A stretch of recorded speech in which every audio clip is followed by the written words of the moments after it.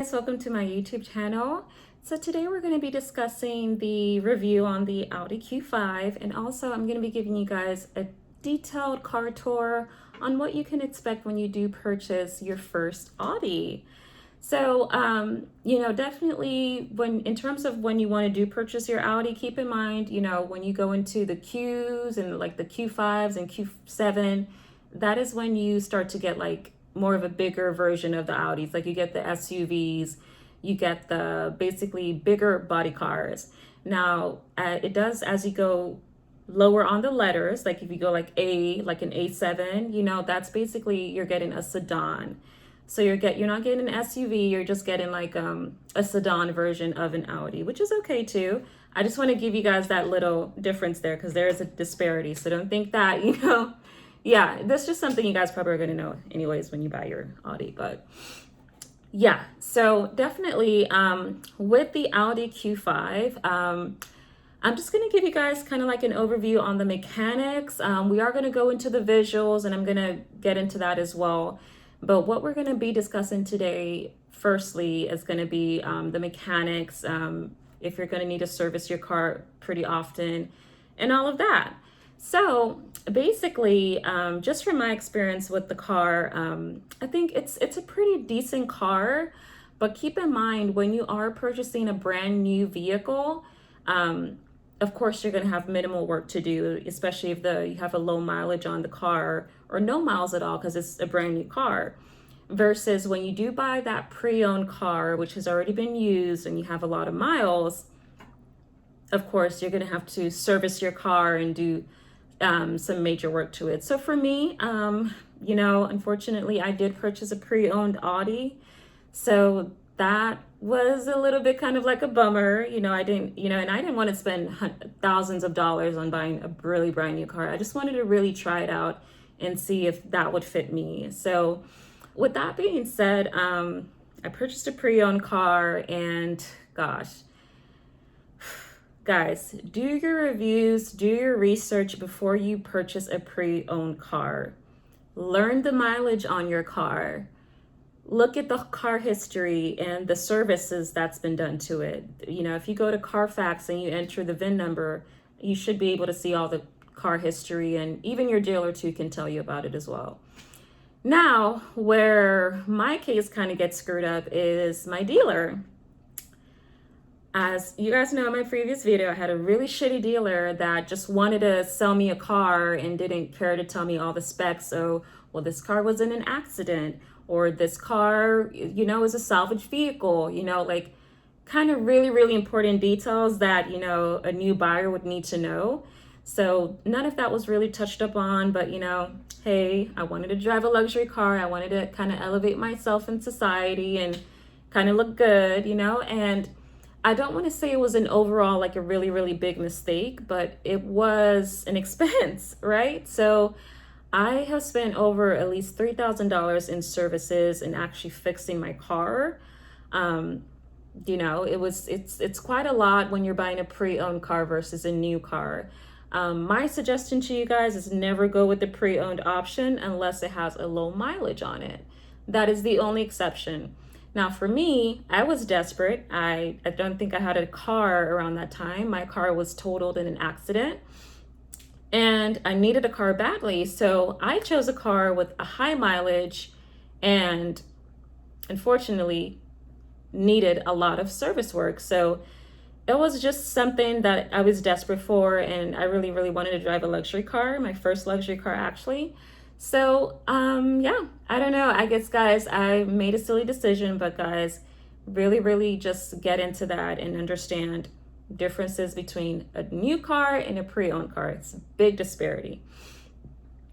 So basically what I'm trying to tell you guys is like, with the Audi Q5, I think it's worth it. If you just want to sample a luxury car, or you don't want to drive something too common like a Volkswagen or a Mercedes, something that's just seen on the road too often, and you want to kind of upgrade your car style, I would say an Audi is okay.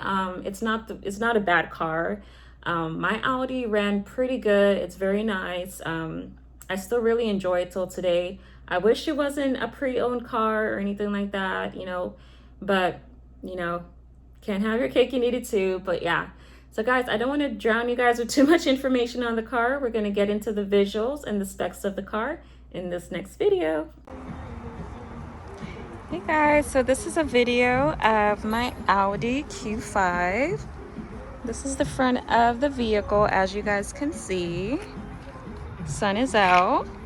So I'm just going to give you guys a full tour of it. This is the side of the vehicle, how it looks. All right, now we're trying to go to the back. This is how the overview looks overall.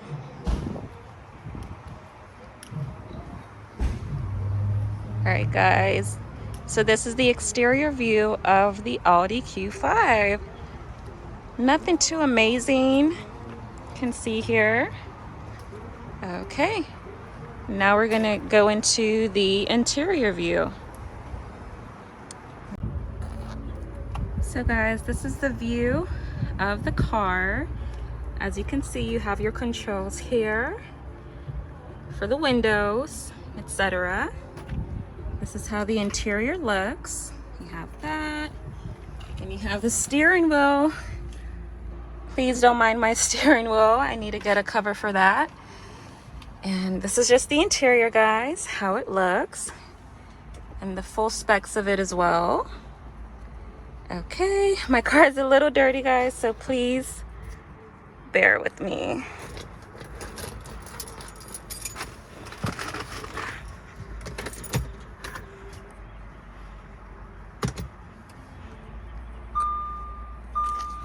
All right, guys, and this is your function. So you have your FM, you have your media, your car.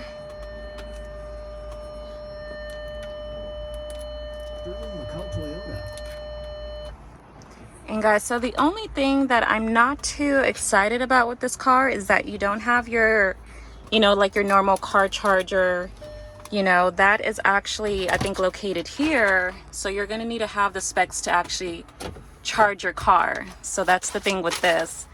And it's quite I'm not sure if you can see that. It's quite complicating overall, but I don't know. I think it's worth it if you just want to try to drive the vehicle. It's okay. But yeah, like if you're new to Audi, I mean, it's not too bad, not too shabby. It's a pretty nice car.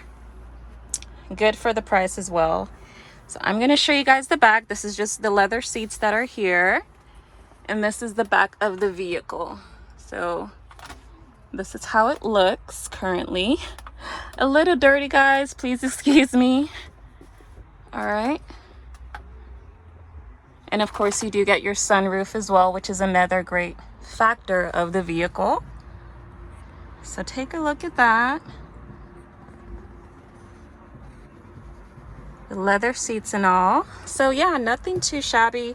This is basically a 5-seater. So I mean, if you are considering getting an Audi, keep that in mind. This is the specs of the light, so that turns on.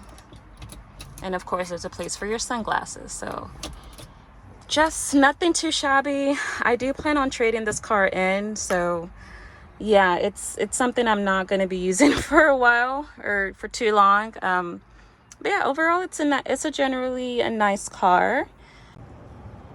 So guys, this is the back of the car, and that's basically how it looks. You guys can see.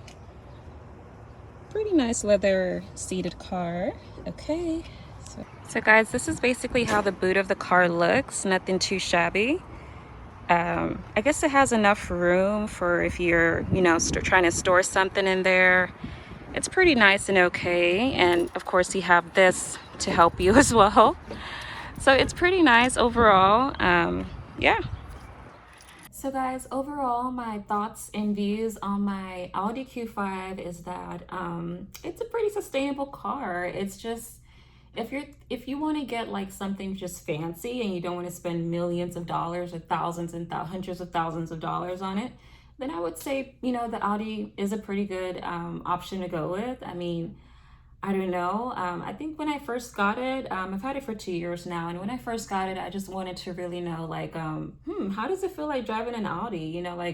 Nowadays, you see so many people with Mercedes, and I'm just like, let me try a different kind of luxury vehicle.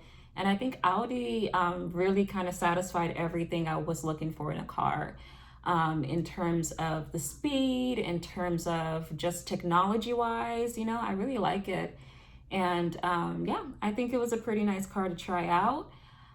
Will I drive an Audi again in the next future of years? I don't think so, guys. Like, and the thing with an Audi is like it's luxury, but it's not as like fine luxury like I would say Lamborghini or Maserati or Rolls Royce. I'm not trying to get to the Rolls Royce level, just something a little bit, up, a little bit above an Audi. So overall for the 2 years, I think it's been good. Let me know what you guys think. Do you guys have an Audi? What are some cons that you probably don't like about it, and what are some pros? I know some of the pros that I had with it was that, it's pretty good on gas, and it's a really nice style and model. It's a German car, and yeah, I think that's basically kind of like it. That's really all I can say about it. As for the cons, there's not too much. It's just not as fancy as I would want it to be, per se. So I don't know, that's something you really have to think about when you do consider getting it. If anyone out there that's interested, I don't know. It really just depends on what kind of luxury you're looking for. But overall, I would say it was satisfactory. It did not meet my satisfactions, but it was, I guess, satisfactory. So you guys let me know what you think in the comments down below, and thank you for tuning in.